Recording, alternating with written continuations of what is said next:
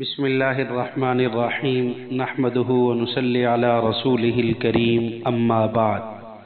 احباب گرامی، آج ہمارا سیرت النبی صلی اللہ علیہ وسلم کورس کا 9واں سبق ہے، اور آج کے سبق کا عنوان قبائل عرب ہے، جس میں ہم بیعت عقبہ اولیٰ اور بیعت عقبہ ثانیہ اور جناب رسول اللہ صلی اللہ علیہ وسلم کی ہجرت مدینہ کو ذکر کریں گے۔ مدینہ منورہ کا پرانا نام یثرب ہے۔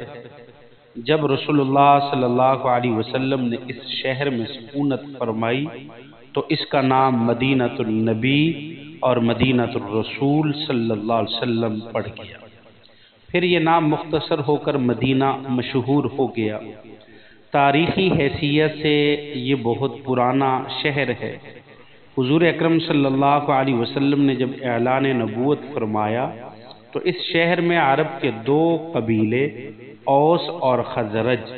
اور کچھ یہودی اس میں آباد تھے۔ اوس و خزرج کفار مکہ کی طرح بت پرست تھے اور یہودی اہل کتاب تھے۔ اوس و خزرج پہلے تو بڑے اتفاق و اتحاد کے ساتھ مل جل کر رہتے تھے، مگر پھر عربوں کی فطرت کے مطابق ان دونوں قبیلوں میں لڑائیاں شروع ہو گئیں۔ لیکن یہودی تعلیم یافتہ تھے، اس وجہ سے یہ اوس و خزرج پر ہمیشہ علمی برتری سے راغب رہتے اور یہ مرغوب ہوتے، اور اوس و خزرج یہودیوں کے زیر اثر رہتے تھے۔ اسلام قبول کرنے کے بعد رسول اللہ صلی اللہ علیہ وسلم کی رحمت اور آپ صلی اللہ علیہ وسلم کی مقدس تعلیم و تربیت کی بدولت اوس و خزرج کے تمام پرانے اختلافات ختم ہو گئے اور یہ دونوں قبیلے شیر و شکر ہو کر مل جل کر رہنے لگے۔ کیونکہ ان لوگوں نے اسلام اور مسلمانوں کی اپنے تن من دھن سے بے پناہ امداد و نصرت کی، اس لیے رسول اللہ صلی اللہ علیہ وسلم نے ان خوش قسمت لوگوں کو انصار کے معزز لقب سے سرفراز فرمایا۔ 11 نبوی میں رسول اللہ صلی اللہ علیہ وسلم معمول کے مطابق حج میں آنے والے قبائل کو دعوت اسلام دینے کے لیے مینا کے میدان میں تشریف لے گئے اور قرآن مجید کی آیات سنا کر لوگوں کے سامنے اسلام پیش کرنے لگے۔ حضور اکرم صلی اللہ علیہ وسلم مینا میں عقبہ کے پاس، یہ ایک گھاٹی ہے، عقبہ کے پاس جہاں آج مسجد عقبہ ہے، تشریف فرما تھے۔ قبیلہ خزرج کے 6 آدمی آپ کے پاس آ گئے۔ آپ صلی اللہ علیہ وسلم نے ان لوگوں سے ان کا نام و نسب پوچھا، پھر قرآن مجید کی چند آیتیں سنا کر ان لوگوں کو اسلام کی دعوت دی، جس سے یہ لوگ بے حد متاثر ہوئے اور ایک دوسرے کا منہ دیکھ کر واپسی میں یہ کہنے لگے، یہودی جس نبی آخر الزمان کی خوشخبری دیتے رہتے ہیں، یقیناً یہ وہی نبی ہیں، لہذا کہ ایسا نہ ہو کہ یہودی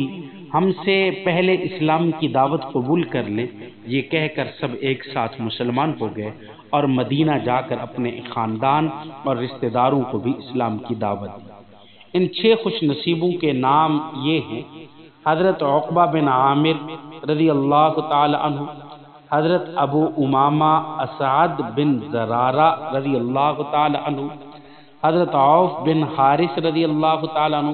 حضرت رافع بن مالک رضی اللہ تعالی عنہ، حضرت قطبہ بن عامر بن حدیدہ رضی اللہ تعالی عنہ، حضرت جابر بن عبداللہ رضی اللہ تعالی عنہ۔ یہ 6 حضرات تھے جو ابتداً اسلام لے آئے۔ پھر دوسرے سال 12 نبوی میں حج کے موقع پر مدینہ منورہ کے 12 لوگ مینا کی اسی گھاٹی میں چھپ کر مشرف اسلام اور حضور اکرم صلی اللہ علیہ وسلم سے بیعت ہوئے۔ تاریخ اسلام میں اس بیعت کا نام بیعت عقبہ ہے، بعض بیعت عقبہ اولیٰ ہے۔ اور ساتھ ہی ان لوگوں نے رسول اللہ صلی اللہ علیہ وسلم سے یہ بھی درخواست کی کہ احکام اسلام کی تعلیم کے لیے کوئی معلم بھی ہمارے ساتھ دیجیے، جو ہمارے ساتھ مدینہ منورہ جا کر وہاں لوگوں کو اسلام کی تعلیم دے۔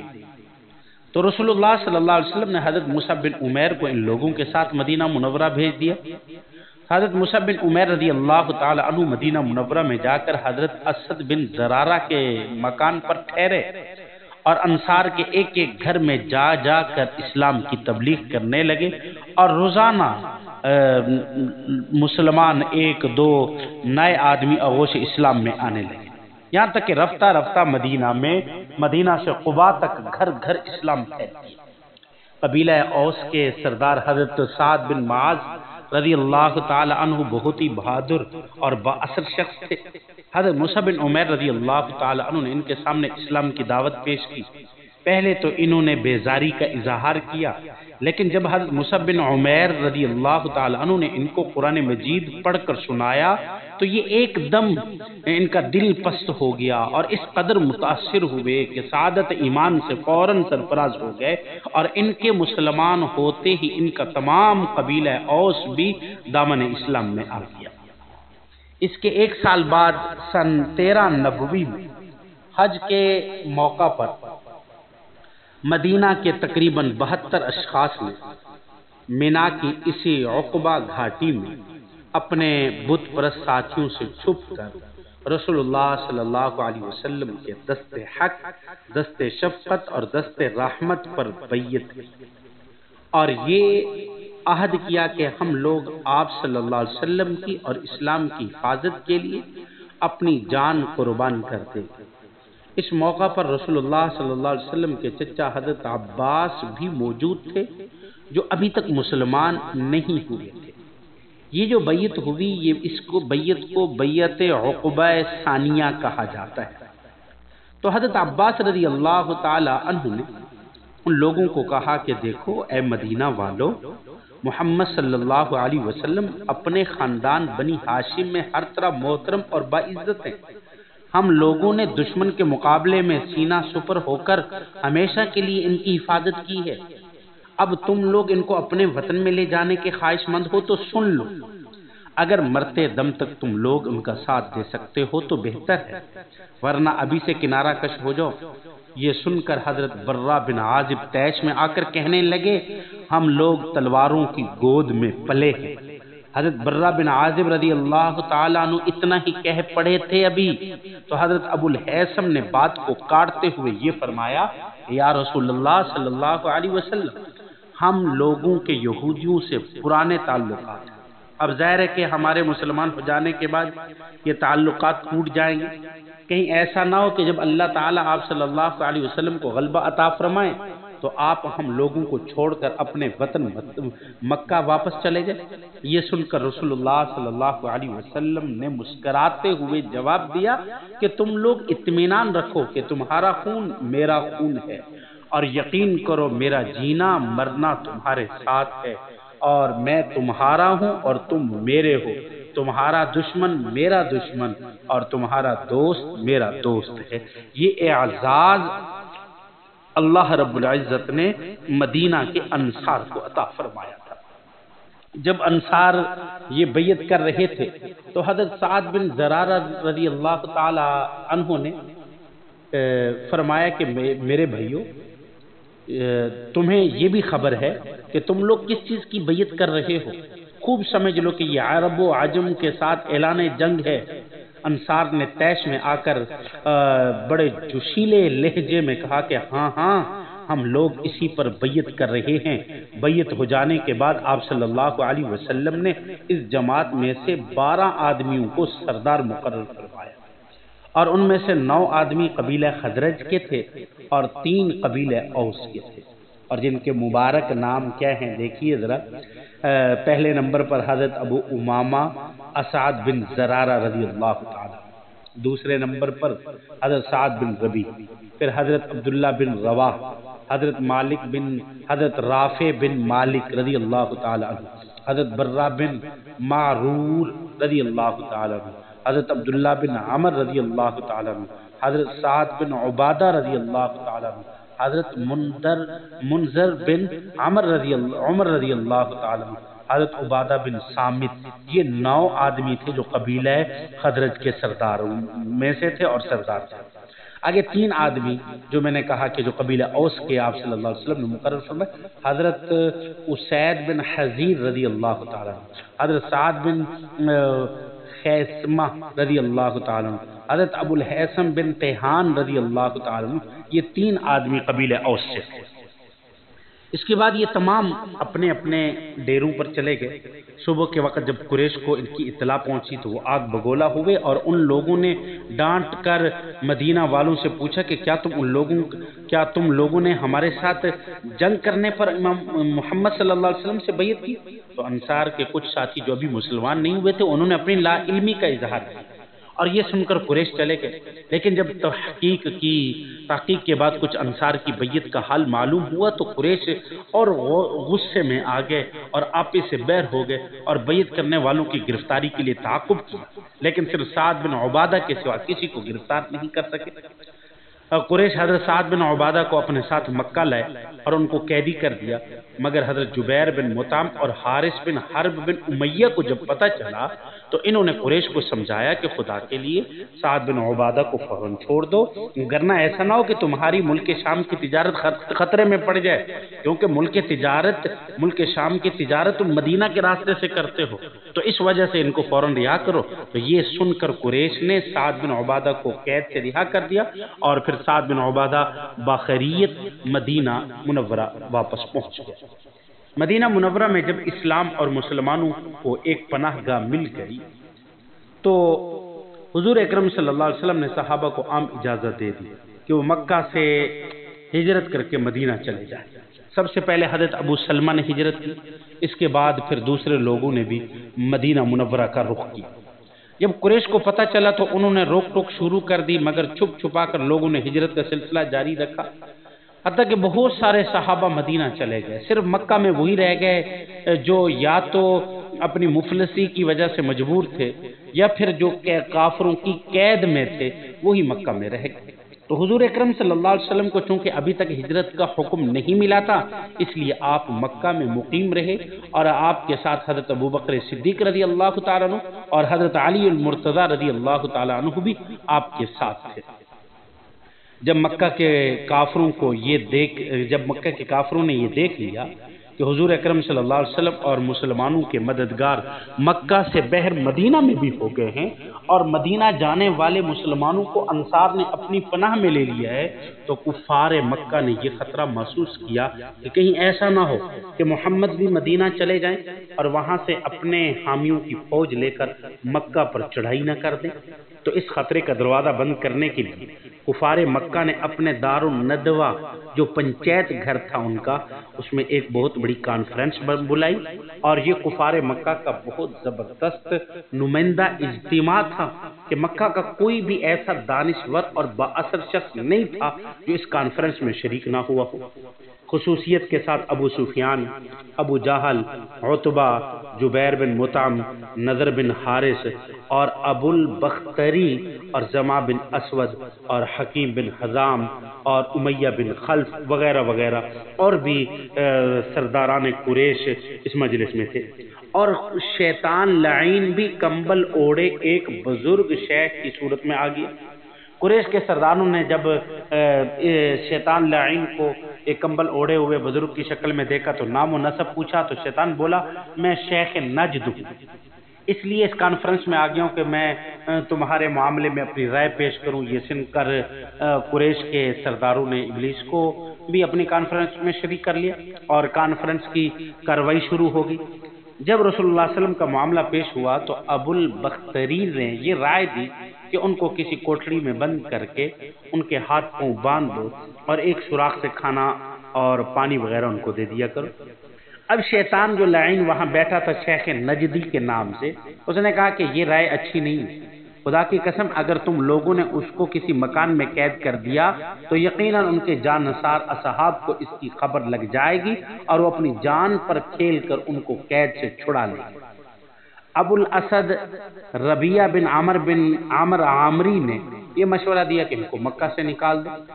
تاکہ یہ کسی دوسرے شہر میں جا کے رہے، اس طرح ہم کو ان کے قرآن پڑھنے اور ان کی تبلیغ سے نجات مل جائے گی۔ یہ سن کر شیخ نجدی پھر شیطان لعین بگڑ کر یہ کہا کہ تمہاری اس رائے پر لعنت ہو، کیا تم لوگوں کو معلوم نہیں کہ محمد صلی اللہ علیہ وسلم کے کلام میں کتنی مٹھاس اور تاثیر اور دلکشی ہے؟ خدا کی قسم اگر تم لوگ اس کو شہر بدر کر کے چھوڑ دو گے تو یہ پورے عرب میں لوگوں کو قرآن سنا سنا کر تمام قبائل عرب کو اپنا تابع بنا لیں گے، اور پھر اپنے ساتھ ایک عظیم لشکر کو لے کر تم پر ایسی یلغار کر دیں گے کہ تم ان کا مقابلہ کرنے سے عاجز اور لاچار ہو جاؤ گے، اور پھر سوائے اس کے کہ تم ان کے غلام بن کر رہ جاؤ کچھ بھی نہیں بن پائے گا، اس لیے ان کو جلا وطن کرنے کی بات ہی مت کرو۔ اب اس کے بعد ابو جہل بولا، صاحبو میرے ذہن میں ایک رائے ہے جو اب تک کسی کو نہیں سوجی ہوگی۔ یہ سن کر سب کے کان کھڑے ہو گئے، سب نے بڑے اشتیاق کے ساتھ پوچھا کہ کہیے وہ کیا ہے؟ تو ابو جہل نے کہا کہ میری رائے یہ ہے کہ ہر قبیلے کا ایک ایک مشہور بہادر تلوار لے کر اٹھ کھڑا ہو اور سب یک بارگی نعوذ باللہ معاذ اللہ محمد صلی اللہ علیہ وسلم پر حملہ کر کے قتل کر ڈالیں گے۔ اس تعبیر سے خون کرنے کا جرم تمام قبیلوں کے سر پر رہے گا۔ ظاہر ہے کہ خاندان بنو ہاشم اس خون کا بدلہ لینے کے لیے تمام قبیلوں سے لڑنے کی طاقت نہیں رکھ سکتے، لہذا وہ خون بہا لینے پر راضی ہو جائیں گے اور ہم لوگ مل جل کر آسانی کے ساتھ خون بہا کی رقم ادا کر دیں گے۔ ابو جہل کی یہ خونی تجویز سن کر شیخ نجدی جو شیطان تھا وہ خوشی کے مارے اچھل پڑا اور کہا کہ بے شک یہ تدبیر بالکل درست ہے، اس کے سوا اور کوئی تجویز قابل قبول نہیں ہو سکتی۔ تمام شرکائے کانفرنس نے اتفاق رائے سے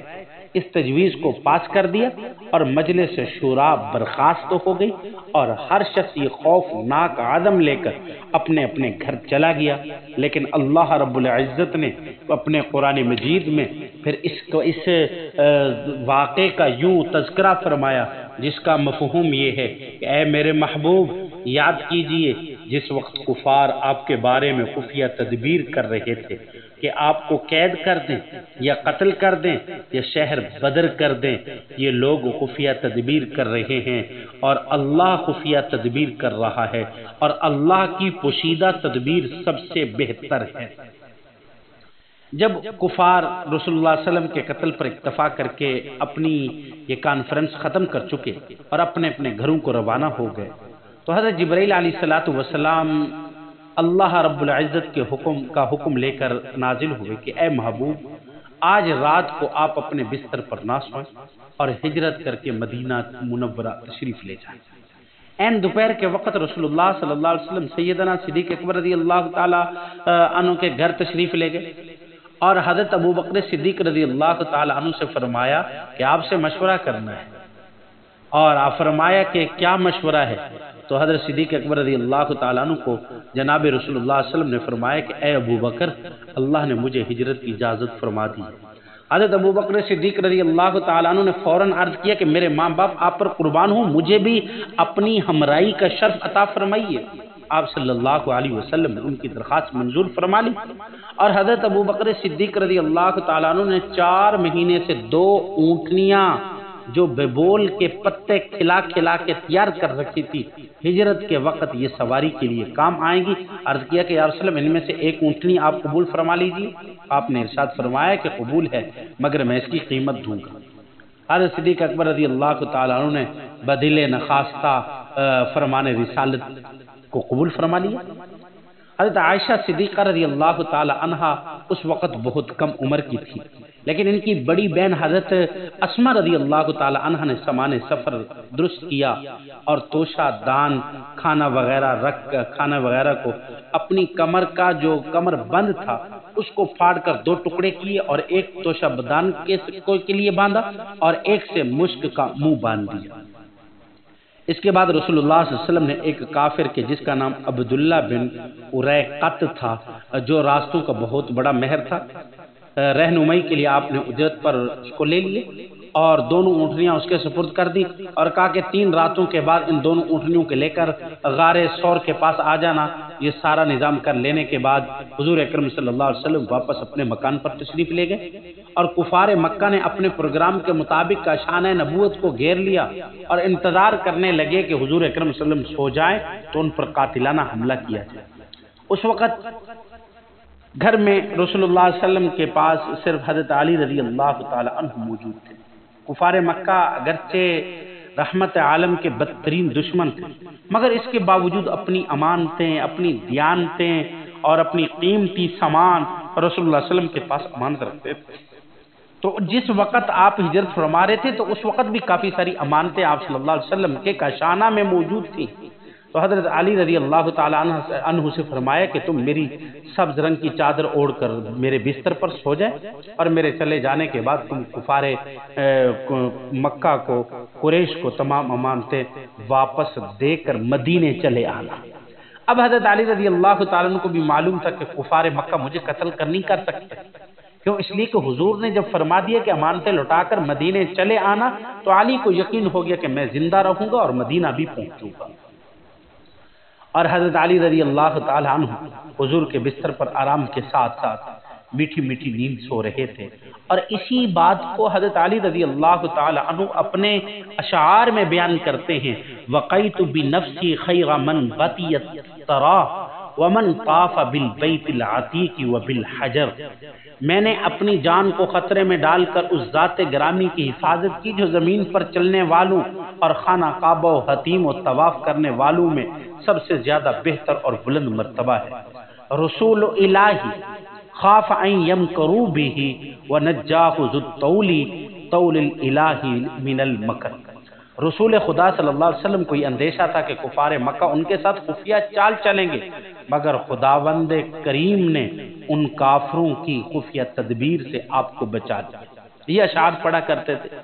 رسول اللہ صلی اللہ علیہ وسلم نے بستر نبوت پر جان ولایت کو سلا کر ایک مٹھی خاک میں لی، خاک کی مٹھی بھری، اور سورۃ یاسین کی ابتدائی آیتیں تلاوت کرتے ہوئے آپ اپنے گھر سے باہر تشریف لائے اور محاصرہ کرنے والے کافروں کے سروں کی طرف وہ خاک پھینکی، اور اس مجمع سے آپ سامنے نکل گئے۔ کسی کو نظر نہیں ہے، کسی کو کچھ خبر نہیں ہوئی، اور ایک دوسرا شخص جو مجمع کے باہر کھڑا تھا، ان لوگوں سے ہٹ کر تھا،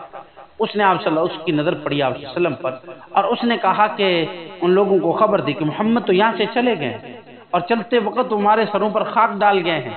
اور جب انہوں نے اپنے سروں پر ہاتھ پھیرا تو ان کے سروں پر خاک اور دھول پڑی، اور آپ صلی اللہ علیہ وسلم اپنے دولت خانہ سے نکل کر مقام حضر رواح کے پاس ٹھہرے اور بڑی حسرت کے ساتھ کعبہ کو دیکھا اور فرمایا، اے شہر مکہ، تو مجھ کو تمام دنیا سے زیادہ پیارا ہے، اگر میری قوم مجھ کو تجھ سے نہ نکالتی تو میں تیرے سوا کسی اور جگہ پر سکونت نہ اختیار کرتا۔ حضرت ابوبکر صدیق رضی اللہ تعالیٰ عنہ سے پہلے ہی قرارداد ہو چکی تھی، وہ بھی اسی جگہ آ گیا، اور اس خیال سے کفار مکہ ہمارے قدموں کے نشان سے ہمارا راستہ پہچان کر کہیں ہمارا پیچھا نہ کریں۔ پھر یہ بھی دیکھا کہ حضور کے پائے نازک اور زخمی ہیں، تو حضرت ابوبکر صدیق رضی اللہ تعالی عنہ نے آپ صلی اللہ علیہ وسلم کو اپنے کندھوں پر سوار کر لیا۔ اس طرح خاردار جھاڑیوں اور نوکدار پتھروں والی زمینوں اور پہاڑیوں کو روندتے ہوئے اسی رات غار ثور پہنچے۔ حضرت ابوبکر صدیق رضی اللہ تعالیٰ عنہ پہلے غار ثور میں داخل ہوئے اور اچھی طرح غار کی صفائی کی اور اپنے بدن کے کپڑے پھاڑ پھاڑ کر غار کے تمام سوراخوں کو بند کیا۔ پھر حضور اکرم صلی اللہ علیہ وسلم غار کے اندر تشریف لائے۔ حضرت ابوبکر صدیق رضی اللہ تعالیٰ عنہ کی گود میں اپنا سر مبارک رکھ کر سو گئے۔ حضرت ابوبکر صدیق رضی اللہ تعالیٰ عنہ نے ایک سوراخ کو اپنی ایڑی سے بند کر رکھا تھا۔ سوراخ کے اندر سے ایک سانپ نے بار حضرت سیدنا صدیق اکبر رضی اللہ تعالیٰ عنہ کے پاؤں پر کاٹا، تو صدیق اکبر رضی اللہ عنہ نے اس خیال سے پاؤں نہیں ہٹایا کہ رحمت عالم صلی اللہ علیہ وسلم کے خواب رحمت میں خلل نہ پڑے، مگر درد کی شدت سے یار غار کے آنکھوں سے آنسو آئے اور چند قطرات کائنات کے رخسار پر گرے، جس سے رحمت عالم صلی اللہ علیہ وسلم بیدار ہوئے اور اپنے یار غار کو روتا دیکھ کر بے قرار ہو گئے۔ پوچھا، ابوبکر کیا ہوا؟ عرض کیا کہ یا رسول اللہ مجھے سانپ نے کاٹ لیا ہے۔ یہ سن کر رسول اللہ صلی اللہ علیہ وسلم نے زخم پر اپنا لعاب دہن لگایا، جس سے فوراً ہی سارا درد جاتا رہا۔ رسول اللہ صلی اللہ علیہ وسلم 3 رات اس غار کے اندر آپ رہے۔ آج بھی صدیقی خاندان کے اندر یہی نشانی ہے کہ مدینہ منورہ کے اندر جانا ہوا تو وہاں پوچھا گیا کہ صدیقی کون ہیں؟ کچھ صاحب نے بتایا کہ ہم صدیقی ہیں۔ میں نے ان سے پوچھا کہ ہمیں کیسے پتہ چلے گا کہ آپ صدیقی ہیں؟ تو انہوں نے کہا کہ اللہ رب العزت نے ہمارے خاندان میں ایک نعمت عطا فرمائی ہے، اور وہ نعمت یہ ہے کہ ہم آج بھی اگر کسی کے سانپ کے ڈسے ہوئے پہ یا کسی ایسے موذی کے ڈسے ہوئے پہ اپنا لعاب لگا دیں تو اللہ رب العزت اس کو شفا عطا فرماتے ہیں۔ حضرت ابوبکر صدیق رضی اللہ تعالیٰ عنہ کے جوان فرزند حضرت عبداللہ روزانہ رات کو غار کے منہ پر سوتے اور صبح سویرے مکہ چلے جاتے، پتہ لگاتے کہ قریش کیا تدبیریں کر رہے ہیں۔ جو کچھ خبر ملتی شام کو آ کر رسول اللہ صلی اللہ علیہ وسلم کو بتا دیتے۔ حضرت صدیق اکبر رضی اللہ تعالی عنہ کے غلام حضرت عامر بن فہیرہ کچھ رات گئے چراگاہ سے بکریاں لے کر غار کے پاس آ جاتے اور ان بکریوں کا دودھ دونوں عالم کے تاجدار اور آپ صلی اللہ علیہ وسلم کے یار غار وہاں سے پی لیا کرتے تھے۔ ادھر اہل مکہ نے اشتہار دے دیا، اعلان کر دیا کہ جو شخص محمد صلی اللہ علیہ وسلم کو گرفتار کر کے لائے گا اس کو 100 اونٹ انعام ملے گا۔ اتنا بڑے انعام کی لالچ میں بہت سے لالچی لوگوں نے رسول اللہ صلی اللہ علیہ وسلم کی تلاش شروع کر دی، اور کچھ لوگ تو منزلوں دور دور تک آپ کے تعاقب میں رہے۔ دوسرے روز جب مقام قدیر میں معبد عاتقہ بن خالد کے مکان پر آپ کا گزر ہوا تو معبد ایک ضعیفہ عورت تھی جو اپنے خیمہ کے سین میں بیٹھی ہوئی تھی، مسافروں کو عام طور پر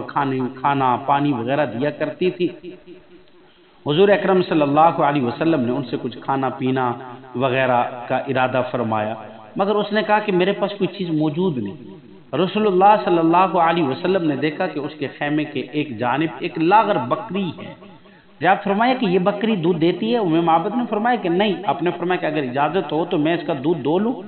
معبد نے اجازت دے دی اور آپ نے بسم اللہ پڑھ کر جو اس کے تھن کو ہاتھ لگایا تو اس کا تھن دودھ سے بھر گیا، اور اتنا دودھ نکلا کہ سب لوگ سیراب ہو گئے اور معبد کے تمام برتن دودھ سے بھر گئے۔ یہ معجزہ دیکھ کر معبد اور ان کے خاوند مشرف با اسلام ہو گئے۔ بعض احباب اس واقعے کی